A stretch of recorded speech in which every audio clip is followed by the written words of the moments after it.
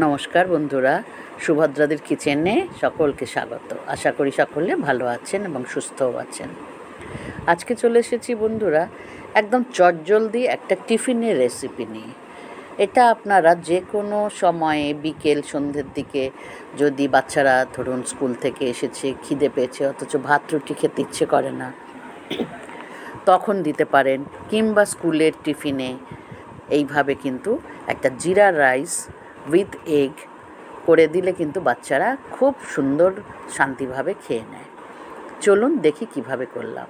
এবং এর জন্য কিন্তু আমি আলাদা করে কোনো খুব ভালো সরু চালও কিন্তু রান্না করিনি।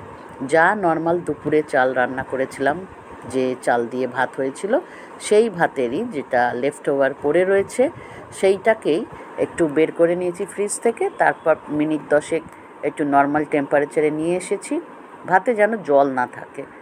সেইভাবে ওই ভাতটাকে দিয়েই আজকে করব, খুব চটজলদি হয়ে যায়। তার জন্য আমি প্রথমেই একটা কড়াই বসিয়ে দিলাম ওভেনে, দিয়ে সামান্য একটু সাদা তেল দিয়ে একটা ডিম জাস্ট এমনি ভেঙে দিলাম, কোনো আগে থেকে ফেটিয়ে টেটিয়েও নিলাম না। খুব শর্টকাট করা, কেননা বাচ্চা এসে হয়তো খেতে চেয়েছে, তার আর তর সইছে না, সেই অবস্থায় কিন্তু এটা বানানো যেতে পারে মিনিট 5-এর মধ্যে।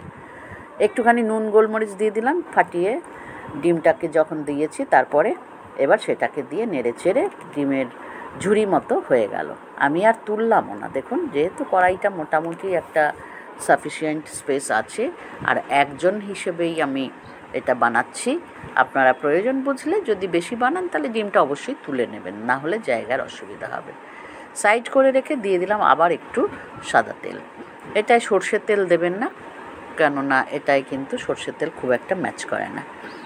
সাদা তেলটা গরম হতেই দিয়ে দিলাম একটা শুকনো লঙ্কা ছিঁড়ে আর কিছুটা জিরে। মরিচটা আজকে ছিল না তাই দিতে পারিনি, দিলে কিন্তু ভালোই লাগে। তবে আমি গোলমরিচ গুঁড়ো দেবো, কালো গোলমরিচ যেটা নর্মালি সেটা আছে সেটা দেবো। মরিচ থাকলে বা গোটা গোলমরিচ থাকলেও দিতে পারেন। অনেক সময় ঝাল যারা পছন্দ করবে কাঁচা লঙ্কাও কুচিয়ে দিতে পারেন।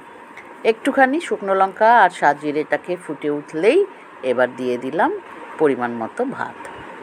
একদম দেখুন, খুব যে সরু চাল সেটাও নয়, আবার খুব মোটা চালও নয়, মোটামুটি ভাত খাওয়ার থেকে কিন্তু এটা বাচ্চারা খুব খুশি হয়ে খাবে। দিয়ে এবার মিশিয়ে দিতে হবে এই ডিমের ঝুড়ির সাথে। দিয়ে দিলাম একটু পরিমাণ মতো নুন এবং দিয়ে দেবো একটু সামান্য গোলমরিচ গুঁড়ো। ঝালটা আপনারা আপনাদের প্রয়োজন মতো করবেন, বাচ্চারা যেরকম খায়। যারা কাঁচা লঙ্কা পছন্দ করবেন সঙ্গে দিতে পারেন, না পছন্দ করলে দেবেন না। দিয়ে শুধু একটুখানি এবার নেড়ে চেড়ে নামিয়ে নেওয়া। তবে এটাকে আরেকটু গার্নিশ করার জন্য, আরেকটু ফ্লেভার বাড়ানোর জন্য করব আরেকটা ম্যাজিক। চলুন দেখি তার জন্য কি করলাম।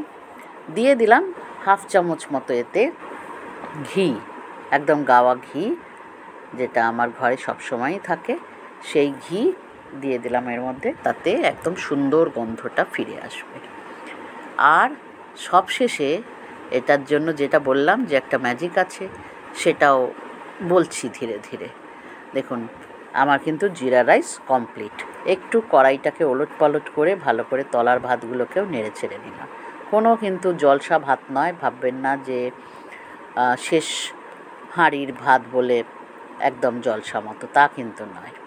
খুব সুন্দর যে নর্মাল ভাত, সেই ভাত দিয়েই আমার জিরা রাইস তৈরি। ঢেলে নিচ্ছি যে সার্ভিং প্লেট, তাতে মোটামুটি একজন হিসেবে সাফিসিয়েন্ট, সেই হিসাবেই আমি বানিয়েছি। যদি আপনারা এটা 2-3 হিসেবে বানান তাহলে ডিমের পরিমাণও বাড়বে আর ভাতের পরিমাণও বাড়বে। মোটামুটি আমার পরিবেশনের জন্য রেডি হয়ে রয়েছে। তবে এটাকে বলেছি আরেকটু সুন্দর করার জন্য, আরেকটু গার্নিশ করার জন্য এবং আরেকটু হেলদি বা টেস্টি করার জন্য যেটা করছি সেটা দেখুন। আবার সামান্য ওই কড়াইতেই সামান্য একটু তেল ব্রাশ করে নিয়ে আর একটা ডিম ভেঙে দিলাম।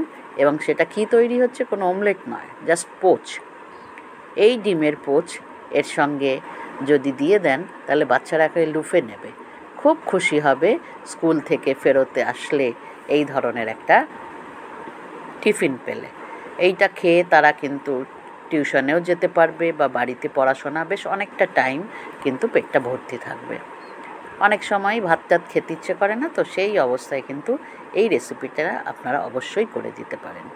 ভালো লাগলে বন্ধুরা চ্যানেলটিকে কিন্তু সাবস্ক্রাইব করতে ভুলবেন না, আর শেয়ার, লাইক, কমেন্ট সেটাও যেন অবশ্যই করেন, তার দিকে নজর রাখবেন। ভালো থাকবেন বন্ধুরা, ধন্যবাদ।